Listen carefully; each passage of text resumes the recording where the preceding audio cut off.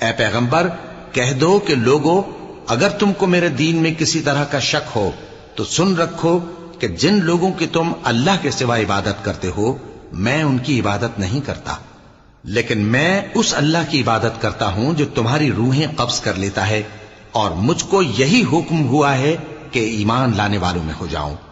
और यह कि ए नबी, सबसे यकसू होकर दीन इस्लाम की पैरवी किए जाओ और मुशरिकों में हरगिज न होना,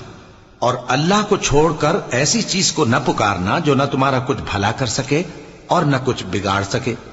अब अगर ऐसा करोगे तो जालिमों में हो जाओगे, और अगर अल्लाह तुमको कोई तकलीफ पहुंचाए तो उसके सिवा उसका कोई दूर करने वाला नहीं, और अगर तुमसे भलाई करनी चाहे